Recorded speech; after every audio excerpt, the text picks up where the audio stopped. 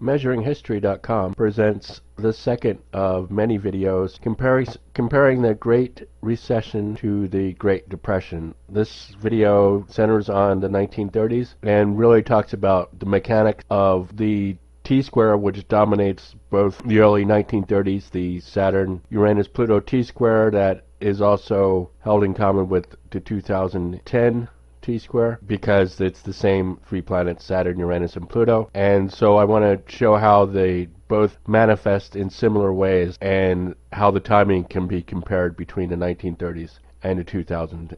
For the period between 1929 and 1935, we're looking for the T-square between Saturn, Pluto, and Uranus.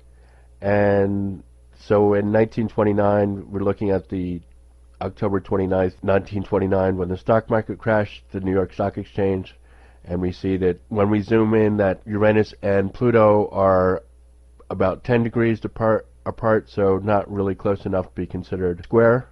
That's the 270-degree square, but by January 24th, 1930, we see that Saturn is square Uranus, and then 3 months later, April 24th, 1930, that we get the full T-square between Saturn-Pluto being squared by Uranus. Through 1930, we see a development of the T-square. In July, we see the Uranus 270-degree square to Pluto, which will be active from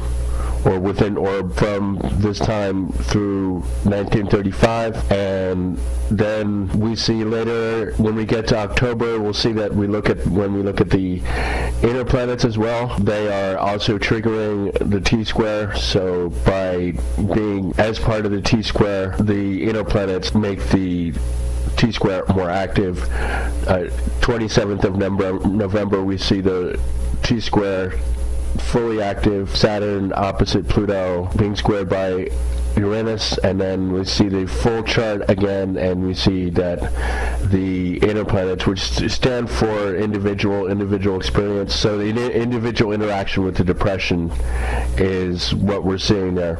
And there's the schematic for the T-square, and then we'll see that we have all of the three outer planet waves, Saturn, Uranus, Saturn-Pluto, and Uranus-Pluto active 24th of January 1931. In fact, all the way through 1932, we'll see the T-square active on and off, but all the way through 1931 and through most of the way of 1932. By 1933 it fades, but Uranus and Pluto are still square, which, as said before, are square. And through 1935, we should remember a lot of things happened in 1933. Hitler had already come to power.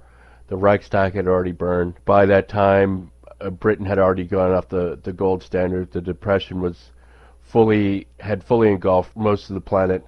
Japan had invaded China. So 1933 was really the meat of the story, the core of the Depression episode. A lot of it was happening in 1933. Of course, Roosevelt coming to power and then shutting down the banks for a time, and then basically reorganizing the government effort to fight the Depression. That also happened in 1933. When you go to the Waves blog, you'll see icons next to links, book icons, video icon, and what they stand for. There's also one that looks like a camera icon. Camera icon pops up with an image, video pops up with a video, and book pops up with a link, or perhaps even a link to a book. So Measuring History is rich with information available at each click of the mouse. Now, a reminder, the Uranus-Pluto wave 1850, Uranus-Pluto 1965, if you'll notice the stripe at the bottom, the tan stripe at the bottom, that distinguishes its placement under the previous Neptune-Pluto wave 1399, Neptune-Pluto 1892, versus the current wave that we're under and when the Depression appeared. So the current wave is 1893, Neptune-Pluto 2384. And it's important to note that that is a closing outer planet wave or outer planet quadrature alignment coming from the previous wave. So when we look at the Uranus-Pluto wave altogether from 1850, 1875, 1902 up to 1932, we see a lot of the robber baron, large corporation versus the union issue being repeated. Also, remember 1850 was just 2 years after the Communist Manifesto was published, and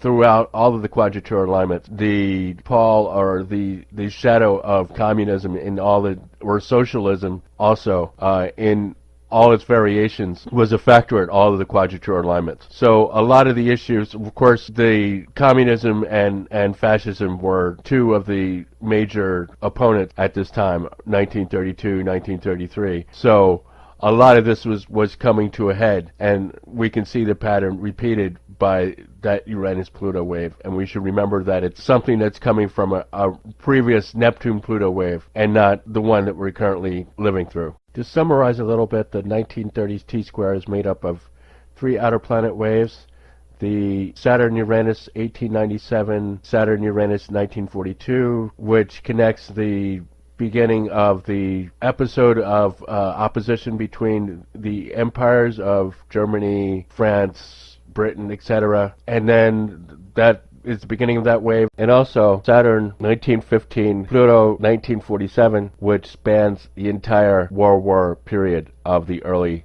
20th century. And then we have the Uranus-Pluto wave, 1850, Uranus-Pluto 1965, and the importance of that is that it goes back to the 1850s, and we see that in many ways the issues of the 1930s were the final answer to issues that began around the 1850s. Mechanically speaking, the 1930s version of the T-square appears longer, from about early 1930 through the end of 1932, so about 3 years versus a year and a half for the 2010 version. Where I think the 1930s and the 2010 are similar, it seems that the episodes that led to the initial financial crash happened before the actual T-square happened, and the after effects appear as the T-square is evident. But if the 1930s is any example, the episode will continue well through the time that Uranus is square Pluto, well after the opposition from Saturn to Uranus and the square to Saturn and Pluto disappear. Of course, the two T-squares share different versions of the same outer planet waves: Saturn-Pluto, Saturn-Uranus, Uranus-Pluto. That is what they have in common. And one looks back, particularly the one connected with the 1850 Uranus-Pluto 1965 wave, not only because it's the end of that wave, the 270-degree square between Uranus and Pluto from 1932, but also because it's connected with the Neptune-Pluto wave, 1399, Neptune-Pluto 1892. There's a lot more to talk about with these Great Recession, Great Depression T-squares. There's a historical connection between the 1930s, 1960s, and the 2010s, and it's reflected in the fact that the same three outer planet waves, Saturn-Uranus, Saturn-Pluto, and Uranus-Pluto, are involved in the 1960s opposition between Saturn and the Uranus-Pluto conjunction. Remember to like Measuring History on Facebook, to subscribe to the Measuring History channel on YouTube, and you'll find the Waves blog at measuringhistory.com. Measuring History, thanks you for watching.